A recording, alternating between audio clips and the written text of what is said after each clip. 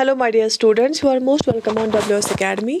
This is NCERT Science Lecture, Chapter number 10.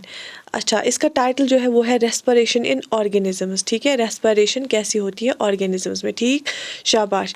Respiration is essential for survival of living organisms. आप सबको पता है जितने भी लिविंग ऑर्गेनिजम्स हैं उनको ज़िंदा रहने के लिए रेस्पिरेट करना पड़ता है. उनको ज़िंदा रहने के लिए रेस्पिरेशन की ज़रूरत होती है. कैसे? वो हवा अंदर लेते हैं और वापस छोड़ते हैं ना, ये सबको पता होगा. जैसे एनिमल्स हो, ह्यूमंस हो, वो ऑक्सीजन अंदर लेते हैं और बाहर कार्बन डाइऑक्साइड छोड़ते हैं. उसको हम रेस्पिरेशन बोलते हैं.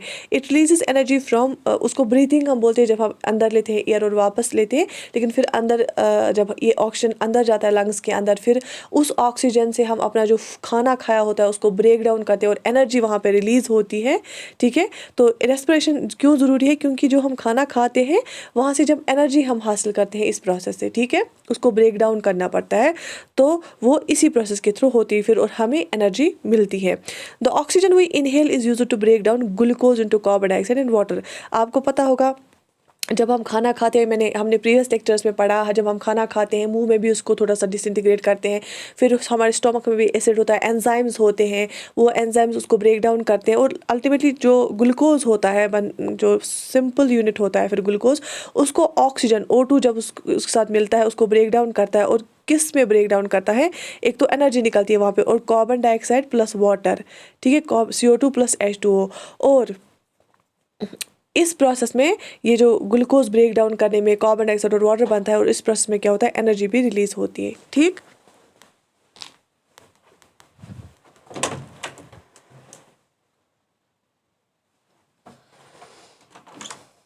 इस प्रोसेस में एनर्जी भी रिलीज होती है. Right, the break down of glucose occurs in the cells of an organism.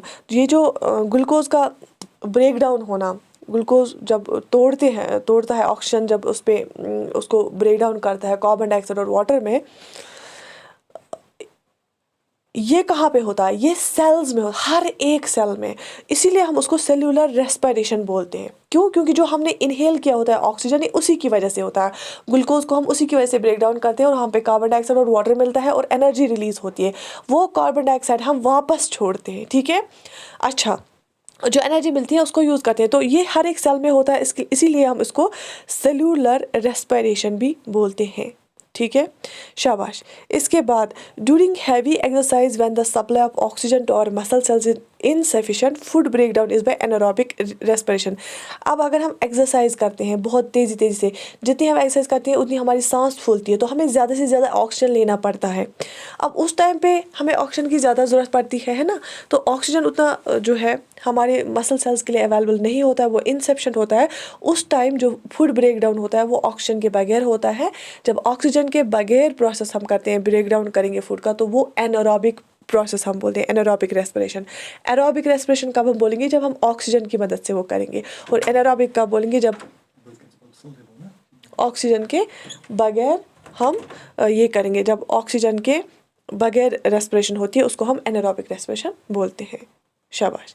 अब types of respiration. External respiration हम किसको बोलते हैं? Process in which oxygen is taken inside the body and carbon dioxide is given out, it is called breathing. External respiration हम किसको बोलते हैं? External respiration हम बोलते हैं ब्रीथिंग को, जब हम ऑक्सीजन इनहेल करते हैं और कार्बन डाइऑक्साइड छोड़ते हैं. ठीक है, जब हम ऑक्सीजन को अंदर लेते हैं, O2 को इनहेल करते हैं, मतलब अंदर लेना सांस, ठीक है, और वहाँ से क्या छोड़ते हैं? CO2, carbon dioxide. उसको हम एक्सटर्नल रेस्पिरेशन भी बोलते हैं और ब्रीथिंग भी बोलते हैं. अच्छा, रेस्पिरेशन इन प्लांट्स अगर हम देखेंगे, आपको पता है प्लांट के जो पत्ते होते हैं ना, ऐसे ऐसे होते हैं ना पत्ते, तो उनमें छोटे छोटे ऐसे होते हैं, उनको हम स्टोमेटा बोलते हैं. STOMATA, स्टोमेटा बोलते हैं. वो जो स्मॉल होल्स होते हैं, होल लाइक होते हैं, स्टोमेटा, वहीं से गैसियस एक्सचेंज होता है डिफ्यूजन प्रोसेस से. तो प्लांट्स में भी जो रेस्पिरेशन होती है, प्लांट्स में कैसे रेस्पिरेशन होती है? उनके प्लांट्स के जो लीव्स होते हैं वहाँ पे स्टोमेटा होता है, उस स्टोमेटा के थ्रू गैसेस एक्सचेंज हो जाते हैं bye diffusion. Stems have openings. ठीक है, स्टेम्स हैव ओपनिंग्स. स्टेम्स को भी ओपनिंग्स होते हैं, उनको हम लेंटिसेल्स बोलते हैं. क्या बोलते हैं? Lenticels, LENTICELS, lenticels, for gaseous exchange bye diffusion. इससे भी गैसियस एक्सचेंज होता है बाय डिफ्यूजन. क्यों? देखो, अंदर कार्बन डाइऑक्साइड बहुत बनता है ना, बाहर कम होता है, तो बाय डिफ्यूजन हाई लेवल से लो लेवल जाता है, अंदर से बाहर जाता है। ऑक्सीजन बाहर बहुत होता है तो अंदर कम होता है, तो बाय डिफ्यूजन बाहर से ऑक्सीजन अंदर जाता है स्टोमेटा के थ्रू, ठीक है। Roots have stomatal pores for gases exchange of oxygen dissolve in the soil water. तो रूट्स के पास भी, जो प्लांट के रूट्स होते हैं ना, वहाँ पे भी स्टोमेटल पोर्स होते हैं। स्टोमेटल पोर्स वहाँ पे भी होते हैं रूट्स के पास भी, किसके लिए? गैसेस एक्सचेंज के लिए। क्यों? किस गैसेस एक्सचेंज के लिए? क्योंकि जब रूट्स सॉइल में होते हैं वहाँ पे वाटर भी होता है, और वहाँ पे उस वाटर में डिजॉल्व ऑक्सीजन होता है, वो रूट्स उसी डिजॉल्व ऑक्सीजन को एब्जॉर्ब कर लेते हैं स्टोमेटल पोर्स से, ठीक है। तो प्लांट्स में भी रेस्पिरेशन होती है, और स्टोमेटा होता है लीव्स में, वहाँ से गैसेस एक्सचेंज होता है। स्टेम्स में लेंटिसल्स होते हैं, वहाँ पे से गैसेस एक्सचेंज होता है। और रूट्स में क्या होता है? और रूट्स में भी जो होते हैं पोर्स होते हैं, वहाँ से भी गैसेस एक्सचेंज हो जाता है। अब अगर हम करेंगे बात रेस्पिरेशन इन एनिमल्स के बारे में, रेस्पिरेशन इज एनिमल्स और vary according to their character. Like अब एनिमल्स के डिफरेंट मतलब वो एनिमल्स तो डिफरेंट टाइप्स के होते हैं ना, इवन मतलब in the sense different types के। जैसे प्लांट्स है तो ऑलमोस्ट वो सिमिलर ही होते हैं, प्लांट्स एक जगह होते हैं, मूवेबल नहीं होते। यहाँ पे एनिमल्स में आप देखोगे अर्थवर्म, इंसेक्ट, फिश, फ्रॉग्स, इनमें बहुत डिफरेंसेस हैं, है ना। तो जब रेस्पिरेशन हम एनिमल्स की बात करेंगे वो वेरी करती है। अब अगर अर्थवर्म की हम बात करेंगे, अर्थवर्म में गैसेस एक्सचेंज कैसे होता है? वो होता है थ्रू देयर स्किन। अर्थवर्म की जो स्किन है उसके थ्रू गैसेस एक्सचेंज होता है रेस्पिरेशन वाला, ठीक है। उसके बाद अगर हम इंसेक्ट का देखेंगे, insect through entire body surface. और जो इंसेक्ट्स होते हैं, कीड़े मकोड़े होते हैं, वो पूरी अपनी बॉडी सरफेस के थ्रू गैसेस एक्सचेंज करते हैं। अब अगर हम फिश की बात करेंगे, fish respire through their gills. Fish के पास क्या होता है? गिल्स होते हैं, उसी के थ्रू वो रेस्पायर करते हैं, ठीक। अच्छा, उसके बाद frogs throat is thin, moist and smooth skin when in water and by lungs when in land. जो फ्रॉग, आपको पता है फ्रॉग एम्फीबियन है, वो पानी में भी रहती है और लैंड में भी रहती है ना। और फ्रॉग जो है पानी में भी रहती है और लैंड में भी रहती है।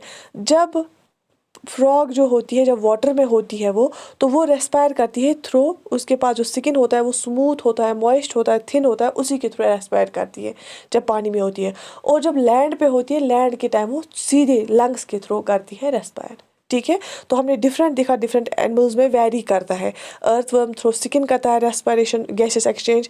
Insects through entire body surface. Fish through gills and frogs through जो है स्किन, ठीक है। रेस्पिरेशन इन ह्यूमंस कैसे होती है? Inhaled air passes through nostrils into the nasal cavity then into the lungs through windpipe. आपको पता है रेस्पिरेशन इन ह्यूमंस कैसे होती है? हम सांस कहाँ से लेते हैं? नाक से जो नॉस्ट्रल्स होते हैं वहाँ से नेजल कैविटी में, और देन वो लंग्स में आ जाता है थ्रू विंड पाइप, ठीक है।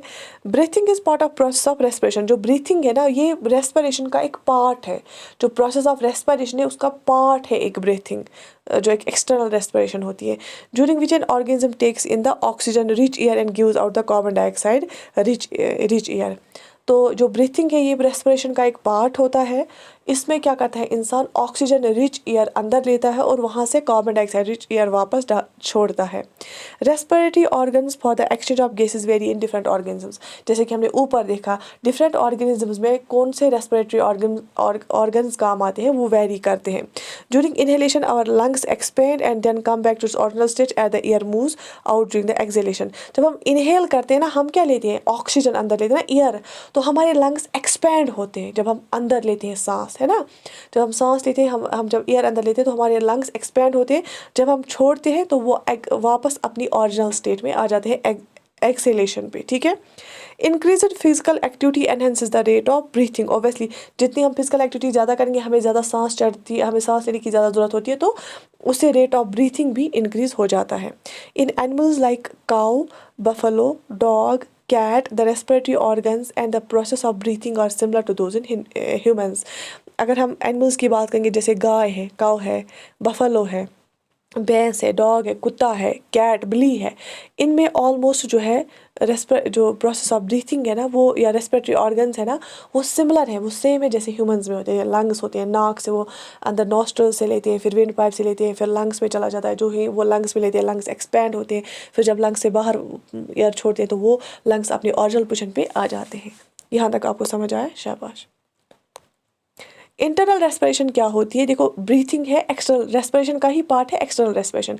अब रेस्पिरेशन का दूसरा पार्ट है इंटरनल रेस्पिरेशन। वो क्या होता है? Process in which food is broken down in body cells through various chemical reactions. Internal respiration हो गई जब बॉडी के हर एक सेल में फूड को हम तोड़ते हैं वेरियस केमिकल रिएक्शन से। क्यों? क्योंकि हमें एनर्जी चाहिए, है ना। इंटरनल रेस्पिरेशन और फर्दर क्लासिफाइड इनटू 2 पार्ट्स। अब अंदर जो इंटरनल रेस्पिरेशन होती है वो हमने अंदर फिर से क्लासिफाई की है 2 पार्ट्स में। पहला पार्ट है एरोबिक रेस्पिरेशन, दूसरा है एनारोबिक रेस्पिरेशन। पहला पार्ट है एरोबिक रेस्पिरेशन, दूसरा है एनारोबिक रेस्पिरेशन। जो इंटरनल रेस्पिरेशन है वो हमने 2 पार्ट्स में क्लासिफाई किया है, एरोबिक रेस्पिरेशन, एनारोबिक रेस्पिरेशन। अब एरोबिक रेस्पिरेशन क्या होता है? Food molecules are combined with oxygen and get oxidized inside cell into carbon dioxide, water along with the energy. Aerobic respiration मतलब ऑक्सीजन प्रेजेंट होता है। जो फूड पार्टिकल्स होते हैं ना, फूड मॉलिक्यूल्स, वो कंबाइन होते हैं ऑक्सीजन के साथ और वो ऑक्सीडाइज हो जाते हैं और फिर सेल के अंदर, और फिर कार्बन डाइऑक्साइड और वाटर वहाँ से निकलता है और बहुत सारी एनर्जी निकलती है। एरोबिक रेस्पिरेशन में क्या होता है? फूड मॉलिक्यूल्स कंबाइन होते हैं ऑक्सीजन के साथ, फिर कार्बन डाइऑक्साइड और वाटर निकलता है और बहुत सारी एनर्जी निकलती है एरोबिक रेस्पिरेशन में। एनारोबिक रेस्पिरेशन में क्या होता है? फूड मॉलिक्यूल्स को हम ब्रेक डाउन करते हैं विदाउट यूजिंग ऑक्सीजन, ठीक है। और वहाँ पे जब एनर्जी का रिलीज भी होता है लेकिन ऑक्सीजन अवेलेबल नहीं होता है, तब हम एनारोबिक प्रोसेस रेस्पिरेशन हम उसको बोलते हैं, जब ऑक्सीजन अवेलेबल नहीं होगा। लेकिन जब ऑक्सीजन अवेलेबल होगा रेस्पिरेशन में तो उसको हम एरोबिक रेस्पिरेशन बोलेंगे, ठीक है। तो हमने क्या क्या देखा? ब्रीथिंग क्या होती है? जब हम इनहेल करते हैं एयर ऑक्सीजन को, और एक्सहेल करते हैं कार्बन डाइऑक्साइड को। रेस्पिरेशन की 2 टाइप्स होते हैं, एक्सटर्नल रेस्पिरेशन जो ब्रीथिंग को हम बोलते हैं, इंटरनल रेस्पिरेशन हम बोलते हैं जो सेल्स में होती है, ब्रेक डाउन ऑफ फूड। अब उस इंटरनल